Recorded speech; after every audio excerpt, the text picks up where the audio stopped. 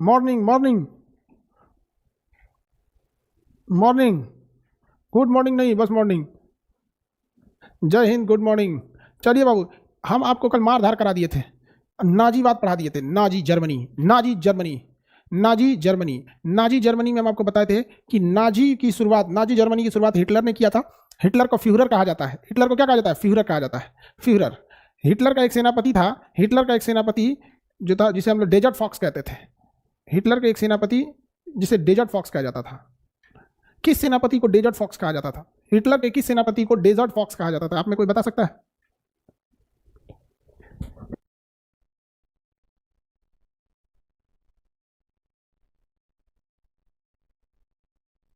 Colonel Rommel.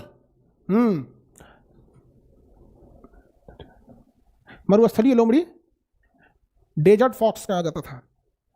चलिए अब हम लोग आपको नाजी, कर्नल रोमेल थे एक तो, कर्नल रोमेल। चलो बाबू, now we are going to start. Ready? Colonel Rommel, colonel Erwin Rommel को कहा जाता था। आगे बढ़ते हम लोग। नाजीवाद की शुरुआत तो देख लिए थे। अब हम देखते हैं वर्साई की संधि में जितनी शर्तें थी जो हिटलर को नहीं करना था, हिटलर ने सारी संधियों को तोड़ दिया और इसी के कारण द्वितीय विश्व युद्ध की शुरुआत हुई। क्या हिटलर की सेना 1 लाख से ज्यादा रखने की बात थी वर्साई की संधि में? नहीं। पनडुब्बियां नहीं रखना था, एयरफोर्स नहीं रखना था, 1 लाख से ज्यादा सेना नहीं रखना था, आधुनिक हथियार नहीं रखना था। युद्ध में मित्र राष्ट्रों का जितना खर्चा हुआ है सारा खर्चा कौन देगा? जर्मनी देगा। ये सारी बातें थी, जर्मनी के ऊपर जबरदस्ती थोप दिया गया था। तो वर्साई की संधि का जो मुख्य कारण था वो क्या था? द्वितीय विश्व युद्ध का मुख्य कारण जो था वो वर्साई की संधि थी। लेकिन जर्मनी ने अब जल्दबाजी दिखाना चालू किया। जर्मनी ने क्या किया? यहां से जर्मनी ने मित्र राष्ट्र, देखिए ये जो द्वितीय विश्व युद्ध जो चल रहा था इसका मुख्य कारण था कि जर्मनी के ऊपर थोपा गया वर्साई की संधि। जबरदस्ती भेदभावपूर्ण और घृणात्मक दृष्टि से भरा हुआ जबरदस्ती थोपा गया वर्साई की संधि थी। लेकिन इससे उभरते हुए जर्मनी ने अचानक अटैक कर दिया पोलैंड पर। अब पोलैंड चूंकि गया ब्रिटेन के पास, फ्रांस के पास, स्पेन के पास कि भैया हमें बचा लो, इसी कारण तुरंत इधर से हमला कर दिया इन लोगों ने। तो देखिए 2 कारण पूछता है सेकेंड वर्ल्ड वॉर का। सेकेंड वर्ल्ड वॉर जो था इसके 2 कारण थे। एक मुख्य कारण था जर्मनी के ऊपर थोपा गया वर्साई की संधि, और एक तत्कालिक कारण। तत्कालिक कारण का मतलब होता है उस समय कौन सी ऐसी घटना हो गई, जैसे आपकी किसी से पुरानी दुश्मनी रहती है तो मुख्य कारण होता है किसी का जमीन से दुश्मनी है या कोई ना कोई रीजन है खानदानी दुश्मनी वगैरह का, जैसे जमीन विवाद चल रहा है तो मुख्य कारण है जमीन विवाद। लेकिन कुछ तत्कालिक कारण होता है, जैसे पिताजी को गरिया दिया, समझा के ढेला चला दिया आपके ऊपर, मार के बांसे का पारे फोड़ दिया, तो ये सब है तत्कालिक कारण, जबकि मुख्य कारण पहले से चलते आ रहा है। लेकिन कभी कभी क्या हो जाता है, तत्कालिक कारण हो जाता है। समझा गया कि नहीं? क्या महिला सब में भी किसी किसी से पुराना दुश्मनी चलता है, तो 2 महिलाओं में पुराना दुश्मनी है तो मुख्य कारण हो जाएगा पुराना दुश्मनी। तत्कालिक कारण में हमरा मुंह चिढ़ा दी, ऐसे कह दी, तो तत्कालिक कारण भी होता है कुछ कुछ। समझा गया? पुरुषों का तत्कालिक कारण अलग होता है, महिलाओं का तत्कालिक कारण अलग होता होगा। अब महिला लोग ज्यादा बेटर जानती होगी लोग, आप लोग में तत्कालिक, हालांकि महिलाएं खाली मुंह मुंह झगड़ा करती है, मार धार नहीं करती है सर। सुबह झगड़ा करके समूह हाँ चलो हो खाना खा लो, तुम कैसे बोलने में लाजो नहीं लगता है।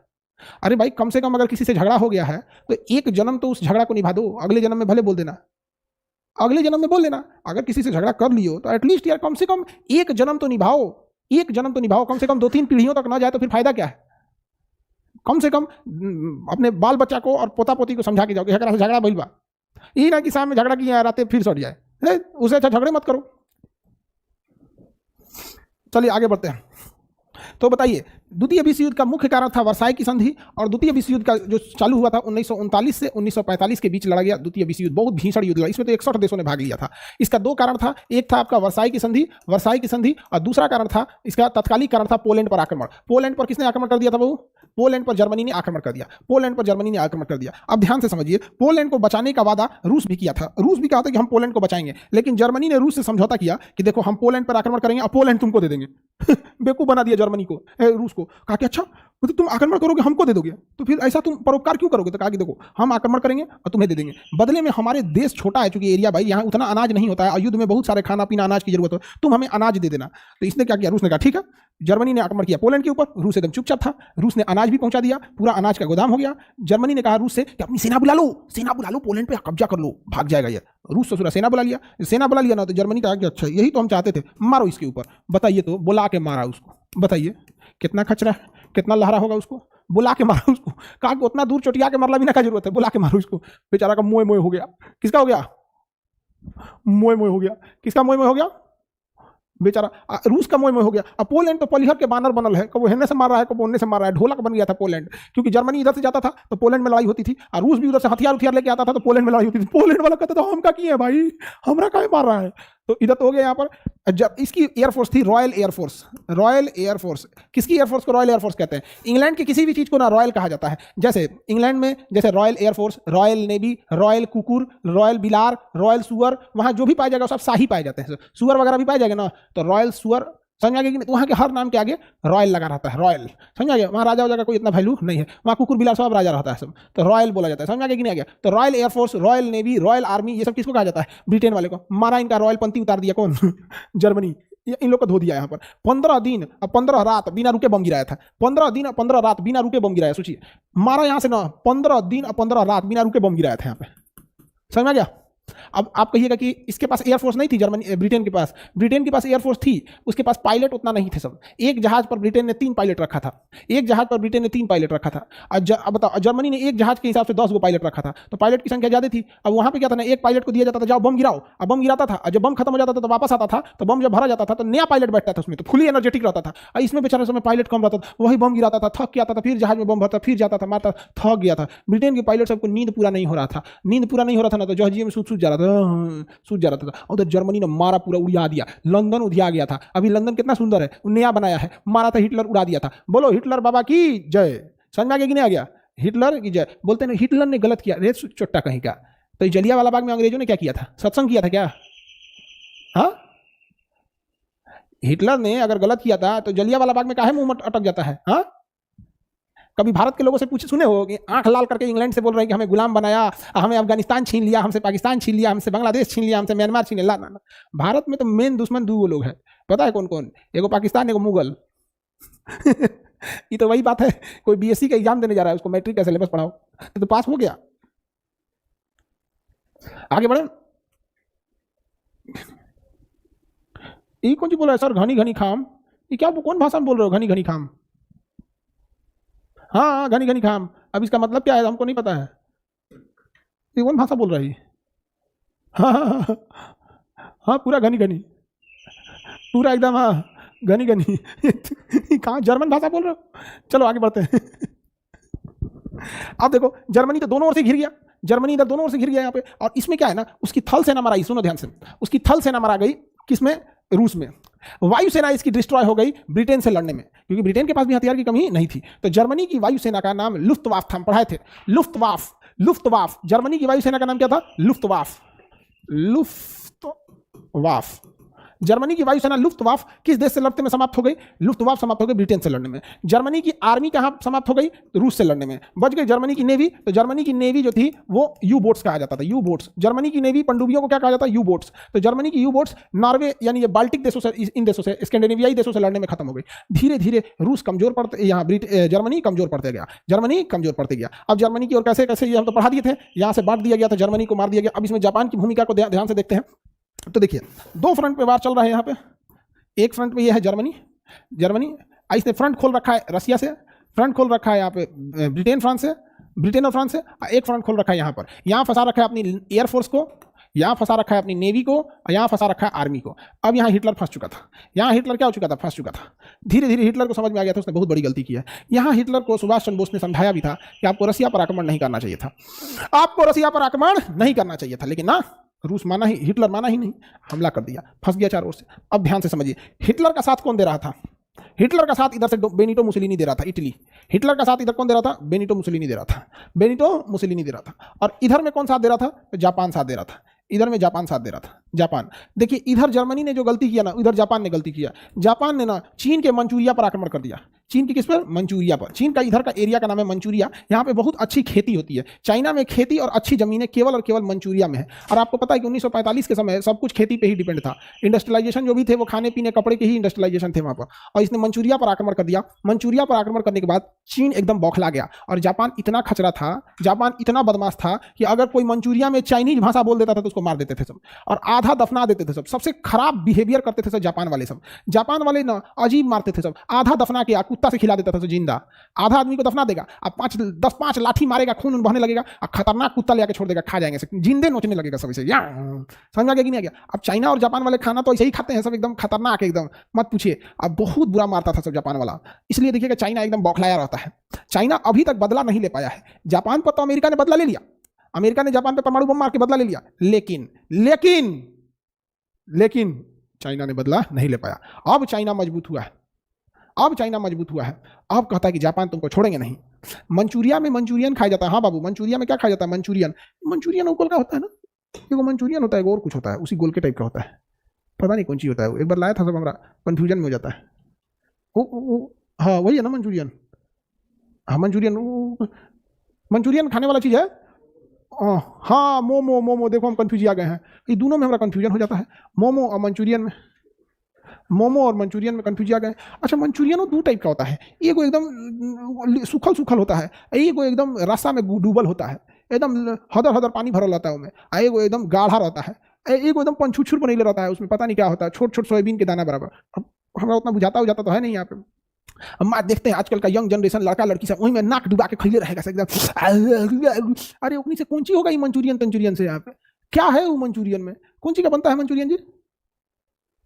पत्ता गोभी का, पत्ता गोभी छपा छपा काट देगा सर, पत्ता गोभी खा जाएगा सर, घर में गोभी की सब्जी बनेगा तो नहीं घोटाएगा यहाँ पर, क्या बताया जाए। एगो मोमो है, उस ससुरा मोमो को तो ऐसा लगता है जैसे क्या बोला जाए उसको, कब उसके अंदर पनीर भर दे रहा है, कभी चोखा भर दे रहा है, कभी चिकन भर दे रहा है, और कुछ दिन में देखे ना पनीर के अंदर मैगी भरेगा, इसके अंदर मोमो के अंदर मैगी भरेगा। क्या खाइएगा? मैगी मोमो, मैगी मोमो, सोच रहा मैगी मोमो भरेगा, कुछ भर दे रहा है सब, जिसका कोई हद नहीं। सबको पता है कि बेरोजगार युवा खाली बैठा है, अभी निकलेगा नया कुछ ना कुछ देखेगा खाएगा। हाँ चलिए अब आगे बढ़ते हैं, लोग आगे बढ़ते हैं। तो जापान ने तो हमला किया तो कोई दिक्कत नहीं था, इसके अलावा ना जापान ने इधर भी हमला कर दिया, जापान यहाँ भी हमला कर दिया, जापान यहाँ हमला कर दिया, और जापान जो था म्यांमार में भी हमला कर दिया। सोचिए जापान इस एरिया में हमला करते हुए कहाँ तक पहुंच गया? इस एरिया तक पहुंच गया, और सबको हरा दिया जापान ने यहाँ पे, समझा गया। तभी सुभाष चंद्र बोस किसके पास गए? हिटलर के पास, और हिटलर ने उनसे कहा कि आपसे करीब पड़ेगा जापान, आप चले जाइए जापान। और जापान ने सुभाष चंद्र बोस को अंडमान निकोबार गिफ्ट में दिया था, और हथियार भी दिया था, और यहीं से सुभाष चंद्र बोस ने नारा दिया था, दिल्ली चलो, तुम मुझे खून दो मैं तुम्हें आजादी दूंगा, तुम मुझे खून दो मैं तुम्हें आजादी दूंगा। समझ आ गया कि नहीं आ गया? और यहाँ पर हमारी देखो, यहाँ से जापान की सेना भारत की ओर बढ़ रही थी, जापान की सेना भारत की ओर बढ़ रही थी। तो यहाँ भारत में कौन थे? अंग्रेज थे, अंग्रेजों ने अपनी सेना को भेजा। अब अंग्रेजों की सेना में कौन रहता था? हम भारत के लोग, हम भारत के लोग जापान को मार रहे थे, भगो भगो मार रहे थे लोग यहाँ जापान को। अब सोचिए जापान को मार रहे थे हम लोग, अपन देश के लिए नहीं लड़ रहे हैं, ब्रिटेन के लिए लड़ रहे हैं, भगो यहाँ से, मार हो गया यहाँ पर। अब यहाँ पे जापान वाले बड़ी खतरनाक थे सब।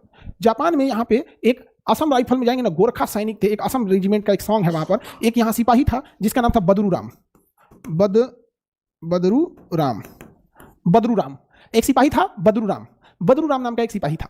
बदरू राम सिपाही को गोली लग गया, जापानी सैनिकों ने यहाँ गोली चलाया तो बदरू राम को गोली लग गया, बदरू राम की डेथ हो गई, बदरू राम शहीद हो गए।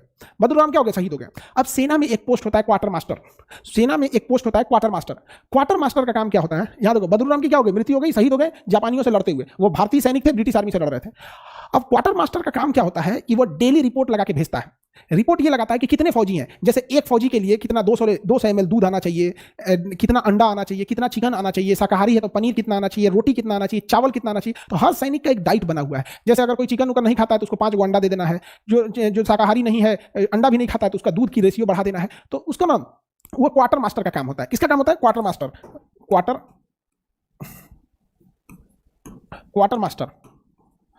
समझा गया? युद्ध में क्वार्टर मास्टर का काम और बढ़ जाता है। तो कितने सैनिक शहीद हुए उनका नाम काट देगा ताकि खाना उसके हिसाब से बर्बाद ना हो। लेकिन क्वार्टर मास्टर जो था उसने बदरू राम का नाम काटना ही भूल गया।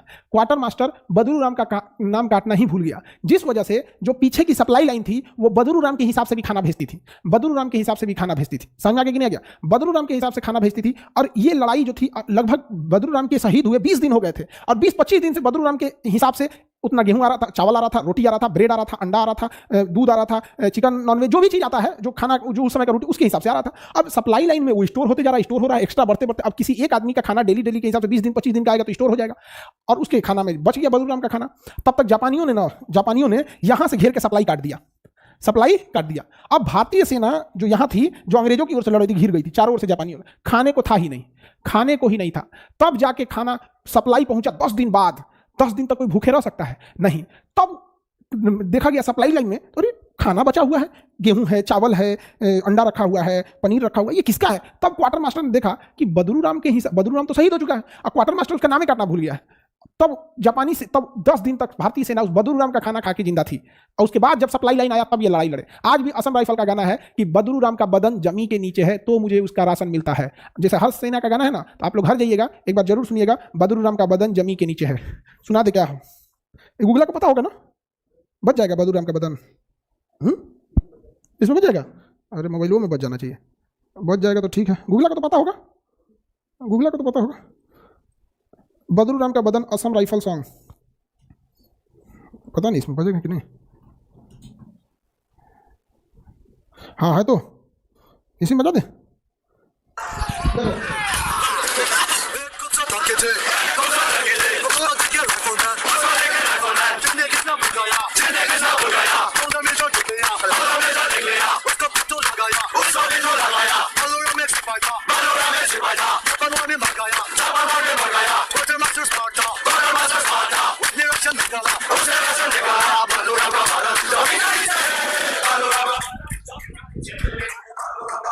समझ में नहीं आ रहा है? बदरूराम का बदन जमीन के नीचे है। अरे वहां का भाषा कुछ समझ में नहीं आ रहा है तो तुम लोग अपने से सुन लेना। ये वहाँ का असम राइफल के जो है ना, वहाँ पे वो लोग का ये सॉन्ग है और ये बहुत वहाँ का मतलब प्रेस्टिजियस सॉन्ग है। जैसे हम लोग के लिए वंदे मातरम, मेरे वतन के लोगों, तो वहाँ पे थोड़ा सा उन लोग की हिंदी का टोन थोड़ा सा अलग टाइप का होता है। नहीं देखते हैं जैसे नॉर्थ ईस्ट के लोग होते हैं जो हिंदी बोलेंगे तो थोड़ा सा बंगाली हो गए, या फिर साउथ इंडिया वाले थोड़े हिंदी बोलते हैं तो थोड़ा सा टोन एक्सेंट अलग होता है यहाँ पे। समझा क्या? बदरूराम का बदन जमी के नीचे, हाँ सुन लेना। सर कोचिंग का वर्षगांठ कब मनाया जाएगा? अभी देख रहे हो गर्मी की छुट्टी में सरकार आदेश दे रही है, इसलिए थोड़ा सा डिले किया गया है। समझा क्या? ओह पिछली बार क्या हुआ था ना 12 जून को इसे अमूमन मनाया जाता है वर्षगांठ। पिछली बार 12 जून को सब लड़की सब तैयार होके आई थी सब। अब उन सबका बहुत पैसा लगता है तैयार होने में, 300-400 रुपया लग जाता है। अब बेचारी सबको आप पूछ रही थी, देखो अभी पूछ रही है सब तैयार होने के आना है कि नहीं, अभी नहीं तैयार होके आना है, बेचारी कुल पैसा जियान हो जाएगा इन सबका। हाँ लेकिन हम कोई नहीं समझ आता, पैसा लगता है तो कुछ चेंजिंग तो आना चाहिए। हाँ चेंजिंग नहीं आता है, पैसा बर्बाद हो जाता है। चलिए आगे बढ़ते हैं। तो थोड़ा सा ना अभी गवर्नमेंट ने फिर आदेश दे दिया है स्कूलों में छुट्टी रखने का। स्कूलों में छुट्टी रखने का क्या कर दिया, आदेश दे दिया है। तो थोड़ा सा गर्मी शांत हो जाए 10 दिन, तो हम लोग ना इस जून के लास्ट में करेंगे लोग, ठीक है? वर्षगांठ हम लोग जून के लास्ट में कर देंगे लोग, क्योंकि ना इतना गर्मी पड़ रहा है, इतना गर्मी पड़ रहा है जिसका कोई हद नहीं। और इतने बच्चे हो गए, इनको बैठाएंगे कहाँ? जैसे पिछली बार क्या हुआ था, केवल क्लास में लड़कियां ही बैठ गई थी, तो लड़के बैठे नहीं थे सब। तुरंत हमको ऐसे लगा कोई देवदूत आया है और कह रहा है देवताओं को नाराज करना उचित बात नहीं है। हम तुरंत क्षमा मान लिए, हे देवदूत आप किस देवता के यहाँ से हैं? हम तुरंत क्षमा मांग लिए उनसे। तो बात ये है कि लड़का सबको क्या किया जाएगा वहां पे? देवताओं को नाराज होना, एकदम मेरा एकदम शरीर कांपने लगता है यहाँ पे। आकाशमानी देवता एकदम तुरंत देवदूत आया था, हे खान सर एकदम क्षमा मांगिए इन देवताओं से, हम हृदय से क्षमा मांग लिए आप। तो इस बार देवताओं के लिए भी व्यवस्था किया जा रहा है कि देवता और आप लक्ष्मी लोग दोनों लोग एक साथ रहें, या फिर दोनों लोग को मौका दिया जाए, ठीक है? तो इसलिए किसी को भी तैयार होकर आने की जरूरत नहीं है। कल पैसा बर्बाद हो जाएगा। लड़की पूछ ली, देख लो कितना रुपया लगता होगा, अच्छा खासा पैसा लगता है इन सबका, 250 से कम थोड़े लगता है। 500, बाप हो बाप, 500 में तो हम लोग 500 का हम लोग साबुन पोतले तो बाप रे बाप स्वर्गलोक तक खबर आ जाएगा कि हे मानो यह व्यक्ति को देखिए। मतलब वहां 500 का साबुन तेल आदमी लगा दे तो बाप रे बाप का हाल हो जाएगा। हम लोग का ये फेस वॉश 1.5 महीना चलता है। आगे बढ़ते हैं। लड़का सबका ये फेस वॉश 1.5 महीना चलेगा और उसके बाद उसको काच के निकालेगा, एकदम अंगूठा तूर लेगा उसको। और के बाद नहीं होगा ना तो बीचवा में से काटेगा उसको, पहले मोड़ेगा फिर बीचवा में से काटेगा, फिर 1 हफ्ता कटलका में से अंगुरी डाल लगाएगा और रगड़ के चलाएगा। आप देखिएगा लग गया, लग गए चले यहाँ पे। उसके बाद भी नहीं शांत होगा ना, जब कुछ नहीं निकलेगा तो कोनो तिनका उनका लेगा झाड़ू का, उसमें मुंह में से निकल चोटा कहीं निकल यहाँ। उसके बाद नहीं होगा तो 2 दिन तक उसमें पानी भर के काम चलाएगा। काट देगा ना तो उसमें पानी भर के भिजोर देगा और फिर पनिया लेके चला हो पानी भर के चलते। तो देवताओं लोगों को नाराज नहीं करना चाहिए, ठीक है? आगे बढ़ते हैं। तो बदरूराम समझ में आ गया? चलिए तो अब हम देखते हैं यहाँ पे, तो जापान इधर अधिक ही कर रहा था कि नहीं? जापान इधर अधिक ही कर रहा था।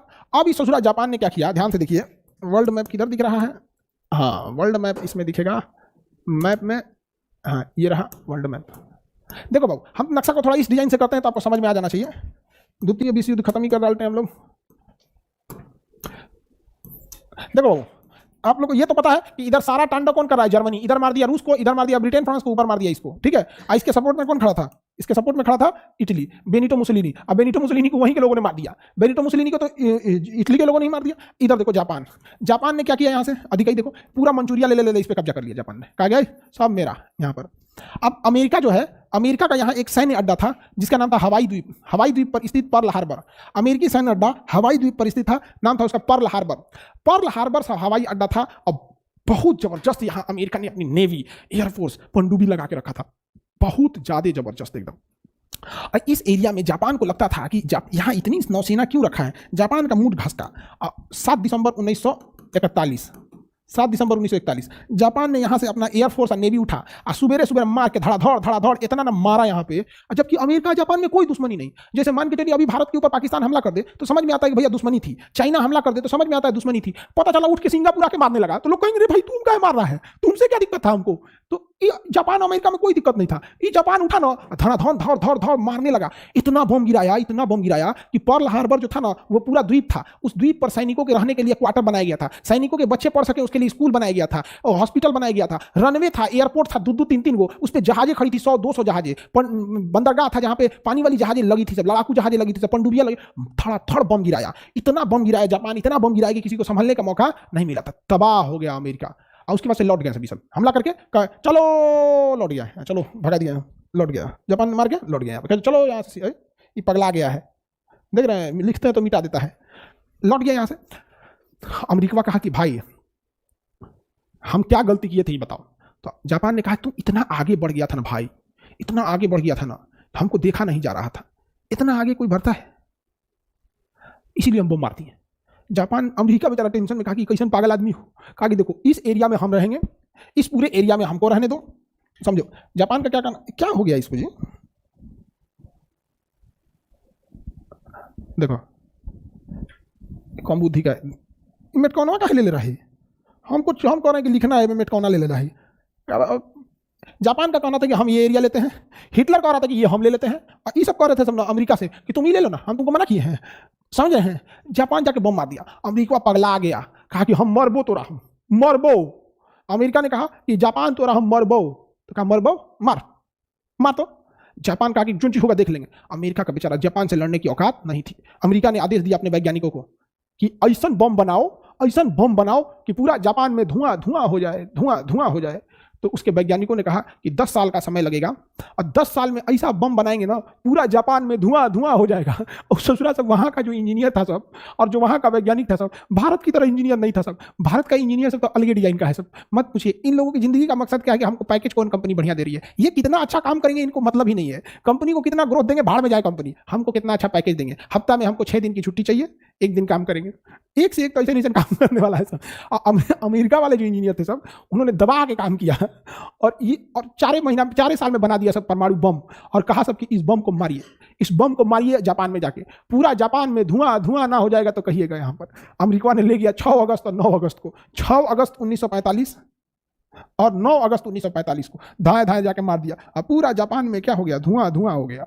समझ में गया। ये वाला बमवा जो था, ये पहला 6 अगस्त को जो मारा गया था, ये मारा गया था हिरोशिमा में, और इसे मारा गया नागासाकी में। हिरोशिमा में, नागासाकी में, एबीसीडी में पहले ह आता है, एच आता है, इसलिए हिरोशिमा और फिर नागासाकी। हिरोशिमा और नागासाकी पे बम मार दिया। सर पटना में भी बम, बिहार में ना गुंडई नहीं निचतई टाइप का ज्यादा चीज होता है, देखिएगा ना, कोनो रिक्शा वाले को मिलकर 20 गो मारेगा सब, समझ गया।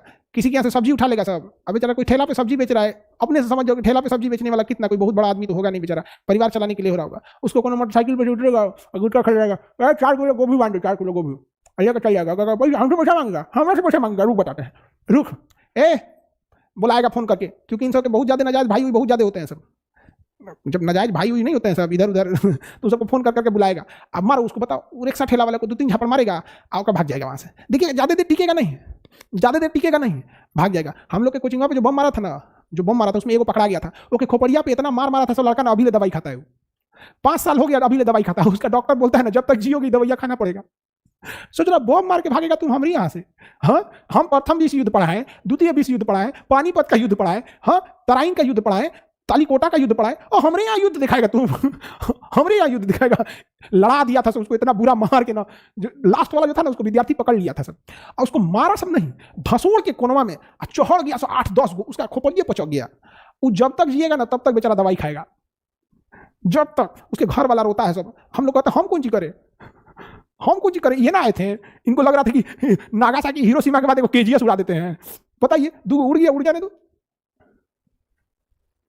आगे बढ़ते हैं। सुबह साथ दवाई खाता है बेचारा, अब कोनो काम लायक नहीं, उसको डॉक्टर मना किया कि भारी सामान नहीं उठाना है, सीढ़ी नहीं चढ़ना है, तेज दौड़ना नहीं है, हो गया इलाज, हो गया उन लोग का बढ़िया से हो गया। आगे बढ़ते हैं। तो पहला हिरोशिमा पे, दूसरा नागासाकी में। पहला वाले का नाम था लिटिल बॉय, छोटा लड़का, लिटिल बॉय और दूसरे वाले का नाम था फैट मैन, दूसरे वाले का नाम था फैट मैन, लिटिल बॉय और दूसरे वाले का नाम था फैट मैन, लिटिल बॉय और फैट मैन। क्वेश्चन पूछता है कि पहला वाला किस चीज का था, तो पहला वाला था यूरेनियम का, यूरेनियम का, दूसरा वाला था प्लूटोनियम, प्लूटोनियम का था, दूसरा वाला किसका था, प्लूटोनियम का था। मारा पूरा जापान दहल गया, और ये पहला बम था इस टाइप का। ये बम इतना खतरनाक होता है ना, ये इससे सबसे ज्यादा खतरनाक जानते हैं क्या होता है, ये परमाणु बम इन सौ से निकल जाता है एक्सरे। क्या निकल जाता है, एक्सरे। और ये एक्सरे जो होता है, अब देखो मानव शरीर की क्षमता जो होती है ना 20 रोंटजन के तक, 20 रोंटजन तक हम लोग झेल सकते हैं। मानव शरीर की क्षमता होती है हम 20 रोंटजन तक झेल सकते हैं। डॉक्टर हम लोग का जो एक्सरे लेता है वो लगभग 6 या 7 रोंटजन पे एक्सरे लेता है। रोंटजन एक्सरे की मात्रक होता है रोंटजन, समझा, रोंटजन। तो रोंटजन इसका मात्रक होता है, तो हम लोग 20 तक झेल लेते हैं। डॉक्टर लेता है 5, 6, 8, 10 रोंटजन तक ले लेता है एक्सरे पे, जितना उसको फिगर क्लियर चाहिए यहाँ पे। अब 20 रोंटजन से ऊपर जाएगा तो हमारे शरीर के लिए नुकसान करता है। ऐसे थोड़ा परमाणु बम में ना 200 से 250 रोंटजन तक एक्सरे निकलता है, 200 से 250 रोंटजन का एक्सरे निकलता है। आप खड़े रहिएगा, आपका किडनी दिल गुर्दा खत्म हो गया, यहाँ पे धाए से मारा, यहाँ पे आप खड़े रहिएगा। कहीं एक्सरे होता है तो क्या आपके शरीर को कुछ होता है, एक्सरे होगा तो दिखने में कोई दिक्कत थोड़ी है, धाए गिर के मर जाएगा आदमी।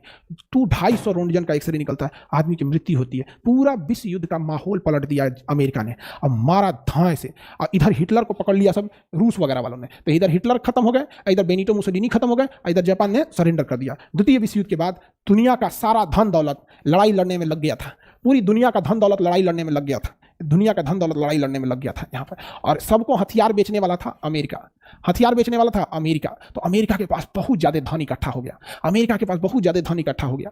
और इतना लड़ाई लग रही थी इन सब पे, इतना लड़ाई कि ये लोग अपना सोना ले जाकर रख दिए कहाँ पर, अपना सोना ले जाकर रख दिया अमेरिका के पास, अपना सोना अमेरिका के पास ले जाकर रख दिए यहाँ पर। इतना ज्यादा अमेरिका के पास पैसा हो गया जिसका कोई हद नहीं। और अमेरिका ने परमाणु बम मारकर विश्व शक्ति स्थापित कर लिया। अब अगर आपके पास टेक्नोलॉजी है, आपके पास पैसा है, तो फिर आपको कोई पीछे नहीं कर सकता है। ऑलवेज याद रखिएगा, टेक्नोलॉजी और पैसा अगर आपके पास, तो कोई नहीं पीछे कर। अमेरिका एकदम शक्तिशाली हो गया। अब अमेरिका ने कहा कि एक काम करते हैं, हम सब मिलकर एक काम करते हैं, एक ऐसा संगठन बनाते हैं हम सब मिलके कि हम ही लोग पंचायत करेंगे। अमेरिका ने कहा कि हम ही लोग पंचायत करेंगे, चुपचाप, किसी को बताना नहीं है। अमेरिका ने कहा कि हम लोग पंचायत करेंगे, हम चुपचाप, बताना नहीं। तो ब्रिटेन कहा कि हम भी करेंगे, फ्रांस का हम भी करेंगे, रूस का हम भी करेंगे, चाइना का हम भी करेंगे। भागा, तो चाइना का हम हल्ला कर देंगे, हमको भी रख लो, तो सब हल्ला कर देंगे, हमको भी रख लो तो हम हल्ला कर देंगे। तो ये 5 को मिलके, यहाँ पे ब्रिटेन, यहाँ पर फ्रांस, यहाँ पर रूस और यहाँ पे चाइना, ये 5 मिलकर कहा कि हम लोग आपस में मिलकर एक पंचायत बनाया जाएगा और हम ही लोग की बात सुनेगा। और लोगों को लगेगा ना कि ये निष्पक्ष है। तो इन्होंने बनाया क्या चीज, 24 अक्टूबर 1945 को, यहाँ पर 1945 को यूनाइटेड नेशन ऑर्गेनाइजेशन, यूएनओ, क्या बनाया, यूएनओ बनाया। अब इस यूएनओ में कोई भी डिसीजन अगर लिया जाएगा तो ये 5 का सहमत होना जरूरी है। अगर इन 5 में से किसी ने कह दिया नहीं, तो नहीं को ही हम लोग कैंसिल भी कहते हैं, इसी को हम लोग स्टॉप भी कहते हैं, इसी को हम लोग बीटो भी कहते हैं। तो ये सब एक दूसरे के पर्यायवाची हैं, सब स्टॉप, कैंसिल या बीटो पर्यायवाची हैं सब। तो बीटो टेक्निकल वर्ड ज्यादा यूज होता है, बीटो मतलब चुपचाप रहो, हम खुश नहीं है। तो इस जो यूएनओ बनाया गया, इसमें बीटो पावर किसको दिया गया, इस यूएनओ में बीटो पावर उन्हें दिया गया जो द्वितीय विश्व युद्ध जीते थे। आप बताओ मित्रों, क्या द्वितीय विश्व युद्ध, क्या यूएनओ निष्पक्ष है, क्या यूएनओ निष्पक्ष है, नहीं है।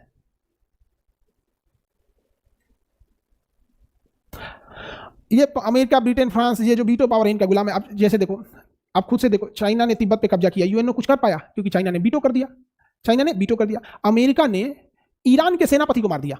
आप खुद सोचिए, किसी के सेनापति को आप मार दीजिएगा तो युद्ध की खुली चुनौती है ना, दे रहे हैं, किसी के सेनापति को मार देंगे तो युद्ध की खुली चुनौती है। अमेरिका ने ईरान के सेनापति को मार दिया, खुली चुनौती है। यूएनओ कुछ कर पाया, नहीं कर पाया। UNO is a girlfriend of America. समझ आ गया कि नहीं आ गया, आगे बढ़े। और कुछ नहीं है यूएनओ का। सर यूएनओ में आप पे मुकदमा चलेगा तो क्या होगा, ये यूएनओ क्या करेगा, मेरा पुतिन चाचा बचा लेगा। पुतिन चाचा को कहेंगे, पुतिन चाचा बीटो मार दीजिए। तो पुतिन मार देगा बीटो, है हमारा भतीजा को कुछ करेगा तुम लोग, हाँ। चलिए तब हम आगे बढ़ते हैं। तो आप लोग द्वितीय विश्व युद्ध समझ में आ गया, आप सब ने द्वितीय विश्व युद्ध देख लिया। अब आगे का क्लास कल समझा देंगे। कल हम आपको बताएंगे शीत युद्ध और चीन की क्रांति, और कल हम इसे खत्म कर देंगे, चलिए।